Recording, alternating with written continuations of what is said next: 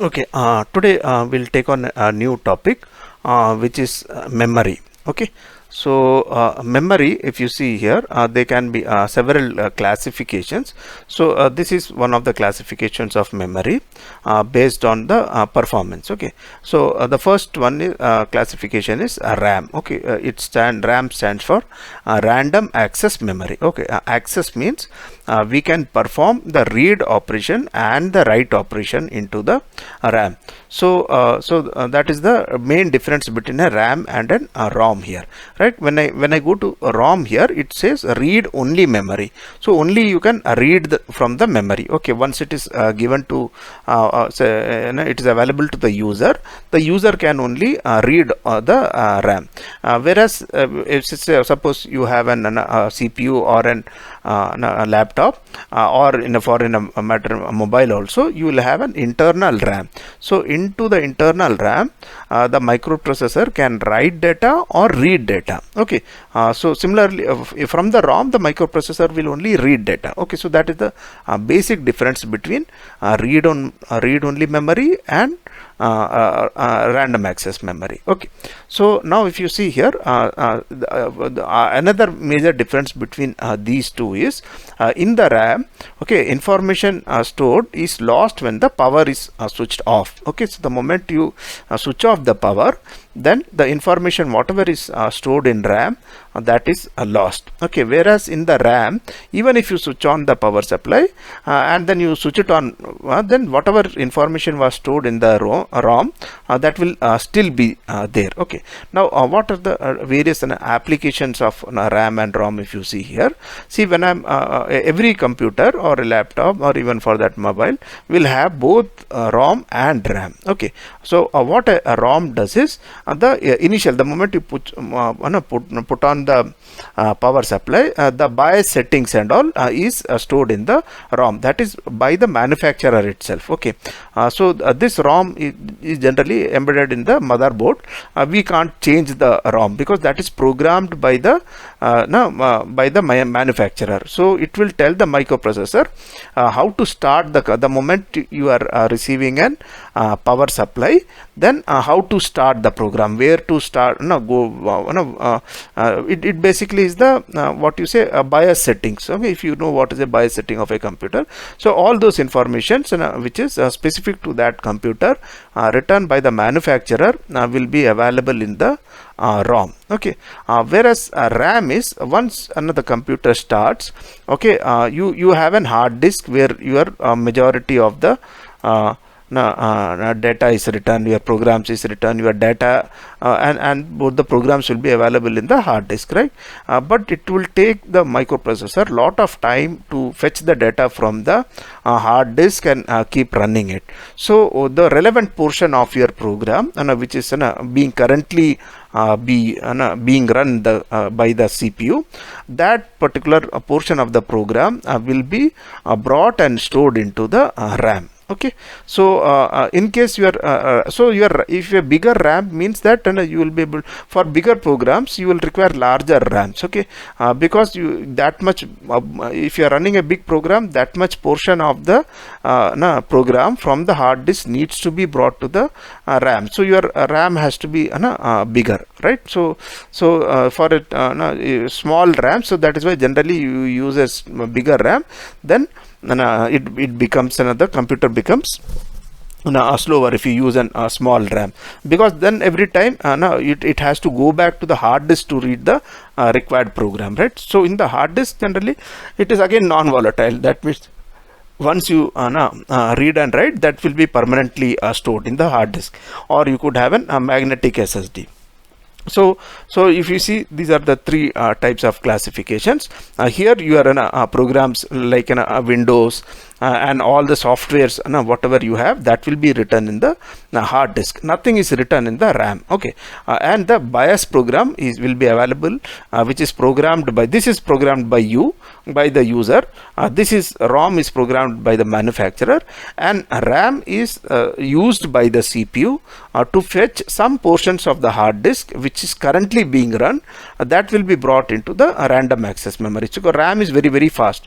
So you can't keep reading reading from the hard disk. So this is very slow. So you will find your programs are hanging up if you don't have an RAM. So you need to have adequate RAM space, so that a portion of the program which you are doing, that will be brought into the RAM, and that is and then it runs like that. Okay, so these are the three types of memories which are used in digital systems. Right now, if you see ROM, okay, let's now talk about ROM. Okay, so the ROM could be before ROM, let's see what a byte and a word is. Okay, 8-bit data is called an byte, and then 16-bit data is called an word. Okay, so 2 bytes will be together called as an word here. So this is an block diagram of an ROM out here. So say it is, suppose it is 2 to the power of k into n means, okay, so there are n number of 2 to the power of k rows. Okay, that means n into n means 8 into 8 means you have 2 to the power of k different bytes. Okay, different bytes are there, right? 2 to the power of k into 16 means 2 to the power of k words can be stored in this ROM. Is this understood, Abhishek, Kishan? What into n means? Okay, into n indicates the data length. Okay, so you can have n outputs will be available, right? If it is an 8-bit RAM, then 8 bits will be available here, right? 8 different lines will be there. Each of will those together will form 1 byte, right? Similarly, if it is an 16-bit ROM, that means 1 word will be available here, right? And 2 to the power of k such rows will be available. So one of the rows will be selected using the address line which is coming here. So k inputs. Okay, so this will be clear again. Right, we'll see, take some examples, so that will become clear. Right now, when we are going to read about design of ROMs, we will use this symbol. Okay, instead of this symbol. So this will make the circuit better in understanding. Okay, so if you have an OR gate, okay, you have 4 inputs, so it will be shown like this. Okay, and this and this symbol is only the same. Only when we are drawing ROM circuits, okay, this OR gate, like this 4 different inputs out here will be shown like this. Okay, so it means this output will be A or B or C or D. Okay, so this is the symbol, array symbol. Okay, just remember this symbol which we are going to use subsequently. We are going to use this symbol. Okay. Now if you see, this is an 5 into 32 decoder. So this RAM can be called as an 5 into 32 ROM. Okay, so first we are going to use an 5 into 30. This entire is a ROM. So 5 into 32. Why it's known as 5 into 32 ROM? If you see here, if you give 0 0 0 0 here, this is a decoder. This one particular line will go high. Okay, what does a decoder do? You have an 5 inputs, and so for 5 inputs, 2 to the power of 5, 32 output will be there. So these are 32 output lines. If you see, it is available, right? So this is actually this will be known as a 5 into 8 decoder, 8 ROM. Okay, 5 into 8 ROM, because the output, you see, there are 8 bits available here, right? So if you see here, if I give 0 0 0 0 here, the top line will be enabled. Now whatever data I want to write in the top line, so I'll make a connection here, right? As of now, these crosses, they are not connected. Okay, initially they are not connected. So when I do the programming, when I want to, it is a ROM, right? So when the manufacturer gives the ROM, he will program this, okay, accordingly. So when I write all 0 0 0 here, the top line will be activated, and wherever he has made the connections, accordingly the output will be here. So for the second 0 0 0 1, this line will be activated, and accordingly wherever the connections are made, the output data will keep changing. So you can write, in fact, in this memory can save 2 to the power of 5 32 different 8-bit data. Okay, yeah. If I tell it precisely, this ROM can save total of 32 different memories, each memory with of 8-bit. Okay, how it is done, we'll see in one more slide. It will further get elaborated. Let me show once. Okay, now for example, here, right, if I give 0 0 0 0 input, what is the output which I will get? So this is a ROM. So in the first address 0 0 0 0 0, the output which I will get is, okay, this is 1 because there is a connection made here. There is no connection made here, so it will be a 0 out here, right, because 1 to 31 will be 0. There will be, because I am giving 0 0 0 here, only the supply will be available on the top line. So all these crosses which are there in all the other lines doesn't matter, because I am giving 0 0 0 0 here. Only the top line will have power supply. So if the top line has power supply, we'll see what will be the output available. If you see here, it will be 1 out here. Here it is 0. Okay, so these cross doesn't mind because there is no power supply here. I have given address as 0 0 0. So only the top line has been activated. So this is 0, this is 1, this is 1, this is 0, 1 1 0. So I will get an output of 1 0 1 1 0 1 1 0. Okay. Similarly, if I give an input signal 0 1 0 0 0, right? So if I give that particular signal, this is a 2-bit information. So if I give an 2 bits which is equivalent to 1, okay, or if I give a signal which is equivalent to say 2, then I will find here it is 1, here it is 1 0 0 0. I will get a 1 here, I will get a 1 here, right? So similarly, if the address bit is corresponding to 3, okay, so this line will be activated. So I will have this 1 0 1 1 0 0 1 0 output. Okay, is it understood, Ayushman, Sachin? Okay, so this is how a ROM is programmed. So these connections, okay, this is not done by the CPU or the microprocessor in our computer or laptop. This is these crosses or these connections will be made by the manufacturer itself. Okay, so when I start my computer, so it will initially start with 0 0 address. So it will give one data. So the CPU will execute that data. Then after execution, it will go to the next address line. So this program is initially done. So this is the BIOS program. So it will, whatever the computer does, like self test and things like that, and the whatever is the boot menu, then even in the boot log you will tell where is the hardware, where is the operating system, where to go and find your Windows starting line. So all those information we generally have in the right, and this is available in the boot program, right? So in the boot program, so all this information will be there. So initially this will be running it, and then you have the outputs, and accordingly these outputs will be available to the microprocessor to start to do the switching on function, and thereafter obviously the program which you have written that takes over. So in the initial part it runs on ROM. Okay. Okay, now how does the manufacturer makes these connections? Okay, now if you see these are the devices. Now when I say these gates, they are all made up of OR gates and all. They are made up of semiconductor devices. So these are the semiconductor devices on a silicon wafer, right? And then you have an insulator and then one layer of metal.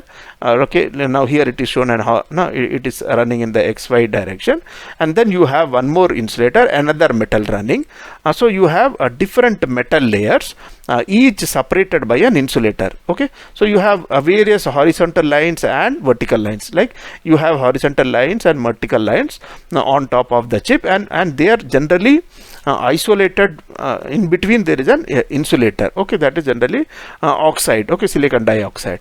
Okay, so they don't generally they are not connected. Even if they are crossing each other, they don't connect because their insulators are there in the between.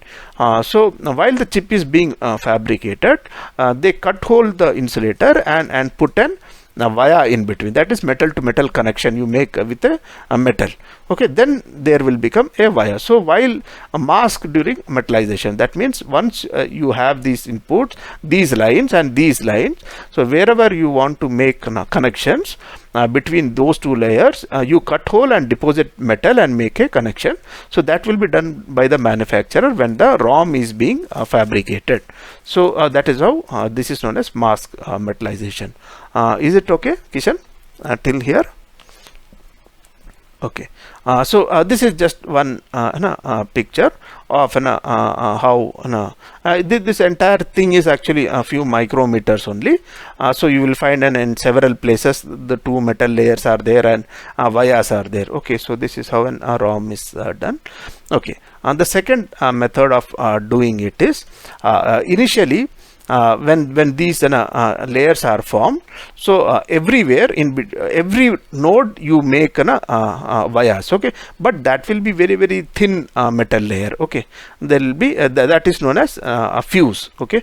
So initially you do while fabricating the two metal layers, okay, you make a connection everywhere, okay. And that means here, like you have an grid like this, okay, one metal lines running horizontally, one vertically.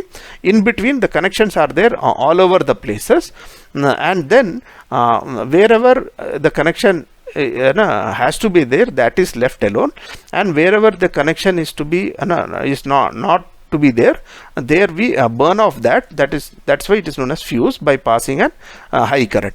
If you see here, suppose I want this connection to be broken, so I apply voltage onto this particular line and also this particular line, right? So so that particular connection can be selected by selecting the appropriate horizontal and vertical lines and giving an high voltage there, then a current will flow into that fuse and that will get burnt off. So you have an PROM. Initially every junction there will be one fuse which will be fabricated, and wherever we don't want the fuse, that will be burnt off, okay. So wherever there is a fuse remaining, okay, that will continue to make a connection, okay. So just in this diagram, okay, always remember this doesn't mean that there is no connection, okay. Wherever you put a cross, so even in exam you will have to design some ROMs and all, you might get some questions like that.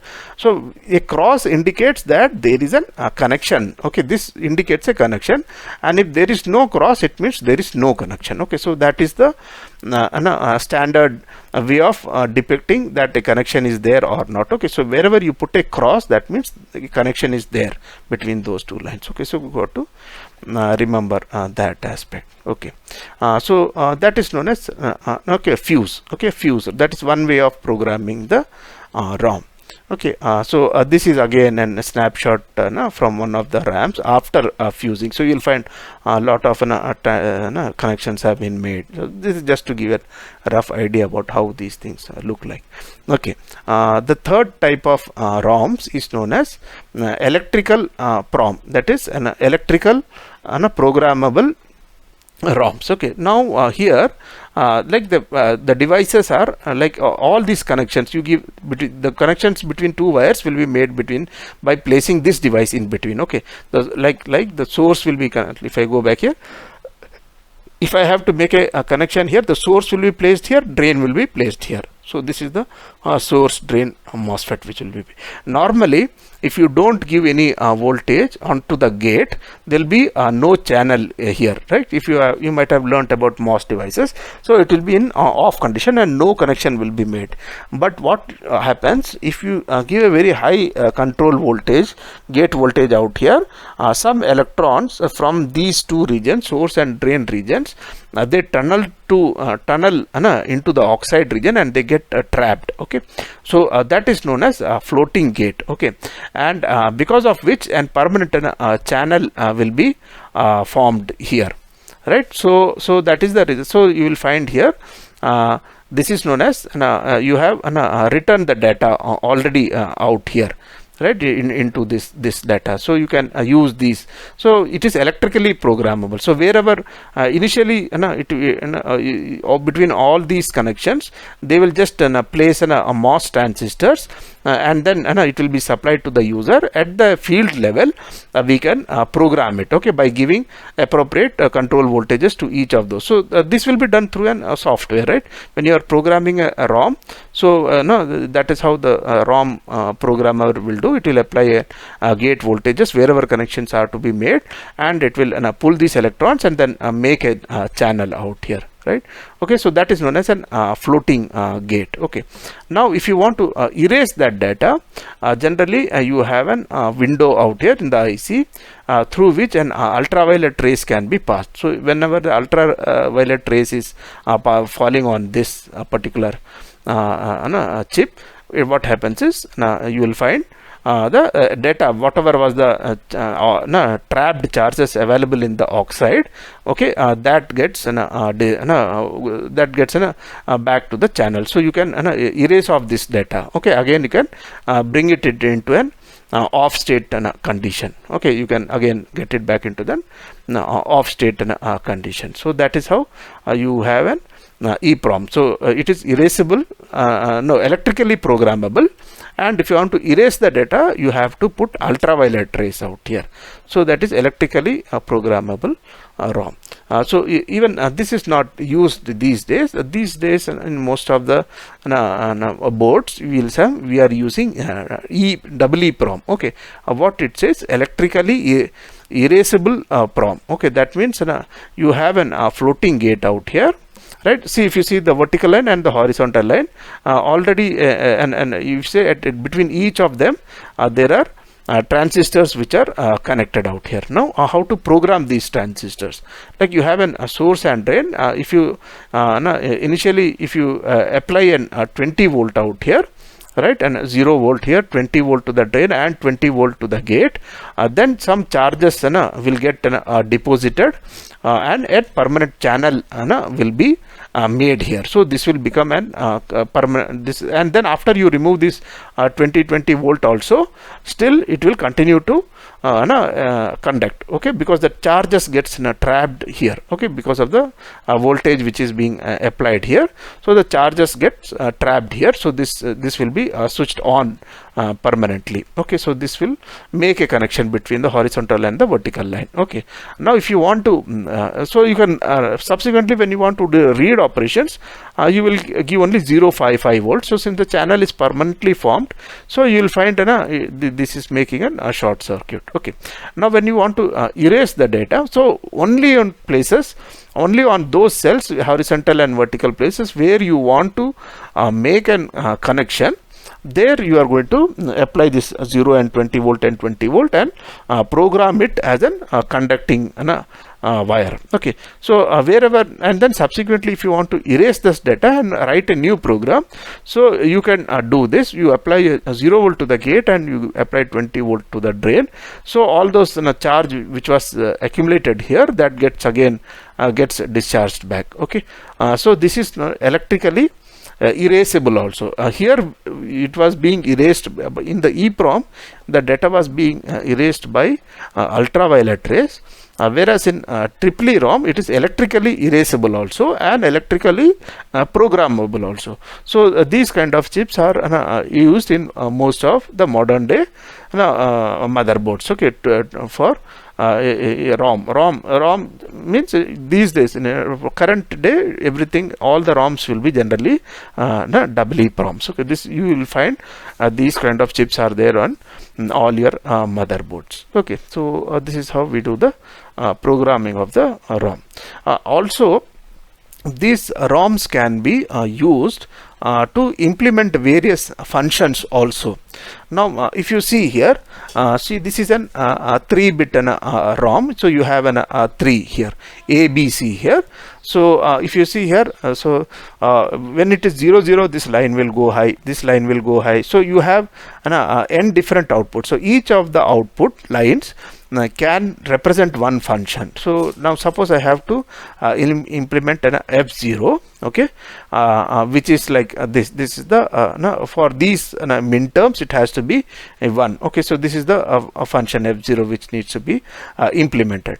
So what I do is for f0, so min term f0 0, so I put an connection here, right, and then I put a connection here 1, and then I put for 5 and 7, okay, and then this is a buffer, okay. Buffer means the same, it is an two inverters connected in series, so the same data will be available here, right. So this is the read enable line which will enable all the three buffers, okay. So if you see here, now if it is 0 0 0, if the input is 0 0 0, the top line will be energized, so you will have f0 coming as 1, f1 also will be 1 here because it is connection, f2 will be 0 because f2, this in this function 0 is not a min term, so you will find f2 is 0. So similarly for 0 0 1, again these two crosses are there, so f0 f1. So you see each of these functions, okay, this is the function given by f0 f1 f2 can be implemented using an ROM also. Is this clear to all of you? Yeah, okay. So once we know what is this written here is whenever this is how these functions I want. So when I have to program the ROM, I will say on the first line it is 0 1 1, on the second line it is 0 1 1, on the third line it is 1 1 0, on the fourth line it is 1 0 0, on the fifth line it is 1 0 0, right, and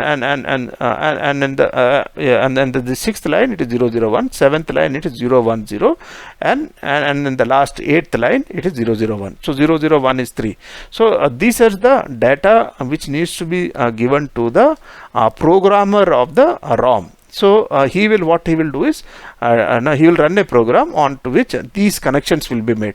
0 0 1 means it will be 0 here, and 1 and 1 connections will be made here in the first line. So this data needs to be given to the ROM programmer, who will accordingly program these connections. Okay, is it okay, Kishan?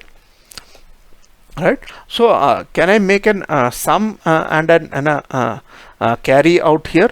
ABC. If I have to implement, say, a full adder using ROM, can I do that? Any of you?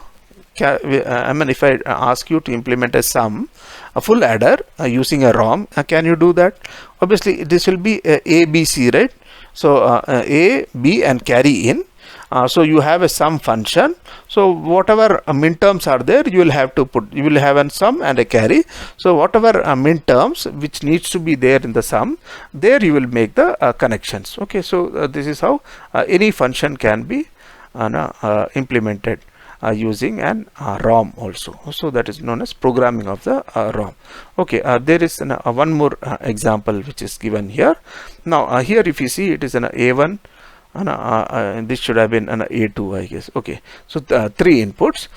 It is an 3 input, and the output should be an square of the number, right? Okay, so if you see here, these are all zeros. For 1 it will be 1, for 2 it is output is 4. Now I require 5 bits because for 7 it should be 49. So 49 will be represented by 1 1 0 0 0 0 1.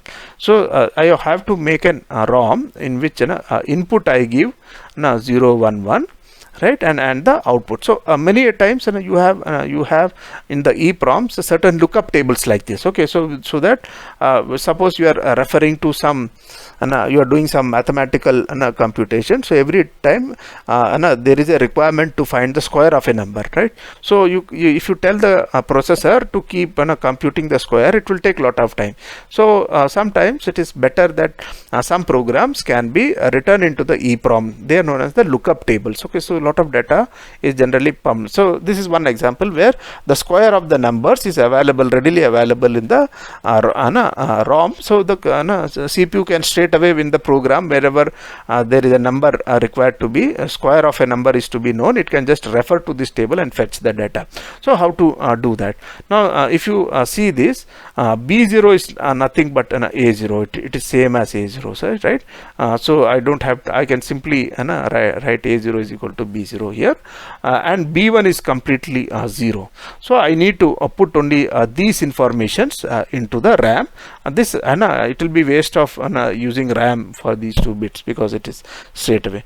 So what I can do is B0 is 0, B1 is 1. So I have this the rest of the 3 for these 3 8 combinations, and B4, B2, B3, B4, B5 from here. Right now, each of them now how to program an ROM. So you can so in an exam, if it is asked to make this, this particular program is given. So first you will make this, first you will, and then you will do this, and then you make this table out here, and after the table you need to draw a diagram which is like this. Right, and put the 3 lines have been taken here. You will have to take 4 lines. Okay, the 4th line will be, sorry, where is the 4th line will be B5, B4, B3 and B2, and wherever you have to put the appropriate crosses. Okay, that for that you need to refer to this table. Okay, so wherever there are zeros, you don't put cross. Wherever there are 1, you will put the cross. Okay, so this is how you do the programming of ROM. Okay, is it okay? So you can refer to my tutorials also. So on my web page. So some more problems on ROM is available there. So you can do some practice from there, or I think in your textbooks also 1 or 2 more problems are given. So you need to understand how if for a given function, how to draw the so like if function is given like this, how to draw this particular diagram. This should be known to you from examination point of view, right? So if I given 3 to n ROM, 8 into 3 ROM, if I given 8 into 3 ROM, then how to design the circuit for particular function. So okay, there could be one or 2 functions which will be given to implement. So you need to know it is very simple, right? Just wherever the min terms is, you need to put the cross. So you can do some practice seeing the tutorials also. Okay, so we will take a break here. So we will take a 15 minutes break today. So around 45, it's 31 now here, around 45 we will meet, and then we will continue with one more small topic. Okay, thanks a lot.